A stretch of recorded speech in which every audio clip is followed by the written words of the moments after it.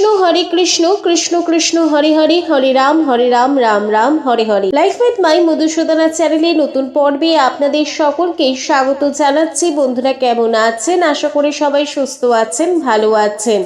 শ্রী হরি বিষ্ণুর অশেষ কৃপা পেতে অবশ্যই কমেন্ট বক্সে লিখুন হরে কৃষ্ণা।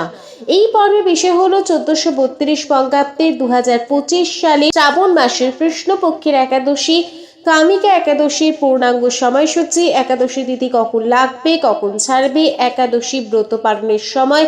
এর পাশাপাশি আমরা জানবো কামিকা একাদশীর পূর্ণ পবিত্র ব্রত কথা, ব্রত মাহাত্ম্য, সবটাই জানবো এই ভিডিও থেকে। ভিডিওতে যাওয়ার আগে লাইফ উইথ মাই মধুসূদনা চ্যানেলকে সাবস্ক্রাইব করুন, লাইক কমেন্ট শেয়ার করুন, ধার্মিক হয়ে নোটিফিকেশন ঘন্টাটা বাজিয়ে দিন।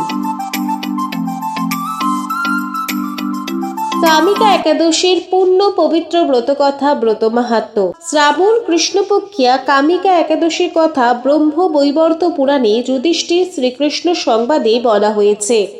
যুধিষ্ঠির মহারাজ শ্রীকৃষ্ণকে বললেন, হে গোবিন্দ, হে বাসুদেব, শ্রাবণ মাসে কৃষ্ণপক্ষের একাদশীর নাম এবং মাহাত্ম্য সবিস্তারে আমার কাছে বর্ণনা করুন। তা শুনতে আমি অত্যন্ত কৌতূহলী। প্রত্যুত্তরে ভক্তবৎসল ভগবান শ্রীকৃষ্ণ বললেন, হে রাজন, পূর্বে দেবর্ষি নারদ প্রজাপতি ব্রহ্মাকে এই প্রশ্ন করলে তিনি যে উত্তর প্রদান করেছিলেন, আমি এখন সেই কথাই বলছি। আপনি মনোযোগ সহকারে তা শ্রবণ করুন। এক সময় ব্রহ্মার কাছে ভক্তশ্রেষ্ঠ নারদ জিজ্ঞাসা করলেন, হে ভগবান, শ্রাবণ মাসের কৃষ্ণপক্ষীয় একাদশীর নাম কি? এর আরাধ্য দেবতাকে? সেই ব্রতের বিধি বা কি রকম এবং এই ব্রতের ফলে কি পুণ্য লাভ হয় তা সবিশেষ জানতে ইচ্ছা করি। আপনি কৃপা করে আমাকে তা জানালে আমার জীবন ধন্য হবে। সেই নারদের কথা শুনে ব্রহ্মা অত্যন্ত সন্তুষ্ট হলেন। তিনি বললেন, হে বৎস, জগৎ জীবের মঙ্গলের জন্য আমি তোমার প্রশ্নের যথাযথ উত্তর দিচ্ছি, তুমি তা শ্রবণ করো। শ্রাবণ মাসে কৃষ্ণপক্ষিয়া একাদশী কামিকা নামে জগতে প্রসিদ্ধা। এই একাদশীর মাহাত্ম্য শ্রবণে বাজপেয় যজ্ঞের ফল লাভ হয়। ভগবান শ্রীহরির পূজা অর্চনা অপরিমিত পূর্ণ ফল প্রদান করে। গঙ্গা, গোদাবরী, কাশী, নৈমিষারণ্য, পুষ্কর ইত্যাদি তীর্থ দর্শনের সমস্ত ফল একমাত্র কৃষ্ণ পূজার মাধ্যমে কোটি গুণ লাভ করা সম্ভব। সাগর ও অরণ্যযুক্ত পৃথিবীর দানের ফল, দুগ্ধবতী গাভীর দানের ফল অনায়াসে এই ব্রত পালনে লাভ করা যায়। তারা পাপ পূর্ণ সাগরে নিমগ্ন, তারা যদি এই ব্রত পালন করেন, এই ব্রতই তাদের উদ্ধারের একমাত্র সহজ উপায়। এইরকম পবিত্র পাপনাশক শ্রেষ্ঠ ব্রত আর জগতে নেই। শ্রী হরি স্বয়ং এর মাহাত্ম্য কীর্তন করেছে। রাত্রি জাগরণ করে যারা এই ব্রত পালন করে তারা কখনো দুঃখ দুর্দশাগ্রস্ত হন না।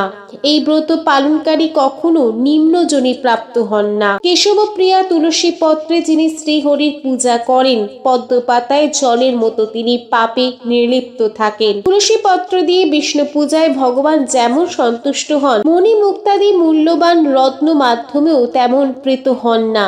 যিনি কেশবকে তুলসী মঞ্জুরি দিয়ে পূজা করেন, তার জন্মার্জিত সমস্ত পাপ ক্ষয় হয়ে যায়। এই প্রসঙ্গে ব্রহ্মা বললেন, হে নারদ, যিনি তুলসীকে প্রত্যহ দর্শন করেন তার সকল পাপ ও রাশি বিদূরিত হয়ে যায়। যিনি তাকে স্পর্শ করে তার পাপ ও মলিন দেহ পবিত্র হয়। তাকে প্রণাম করলে সমস্ত রোগ দূর হয়। তাকে জল সিঞ্চন করলে যমও তার কাছে আসতে ভয় পায়। শ্রী হরি চরণে তুলসী অর্পিত হলে ভগবত ভক্তি লাভ হয়। হে কৃষ্ণ ভক্তি প্রদায়িনী, তোমায় নমস্কার করি। যে ব্যক্তি হরিবাসরে ভগবানের সামনে দীপ দান করেন, চিত্রগুপ্ত তার পুণ্যের সংখ্যা হিসাব করতে পারেন না। তার পিতৃপুরুষেরা পরম তৃপ্তি লাভ করেন। শ্রীকৃষ্ণ বললেন, হে রাজন, আমি আপনার কাছে সর্ব পাপ হারিণী কামিকা একাদশীর মাহাত্ম্য বর্ণনা করলাম।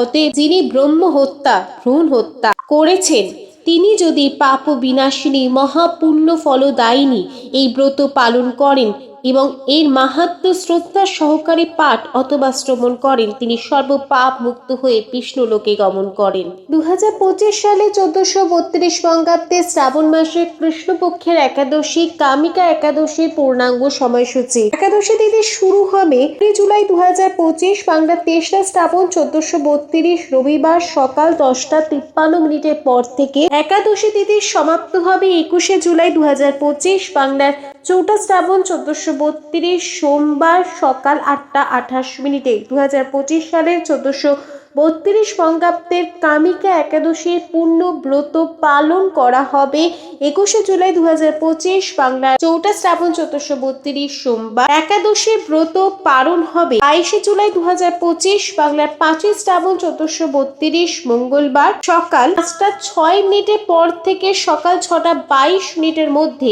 একাদশী ব্রতের পালন। লাইফ উইথ মাই মধুসূদনা চ্যানেলের সঙ্গে থাকার জন্য অনেক অনেক ধন্যবাদ।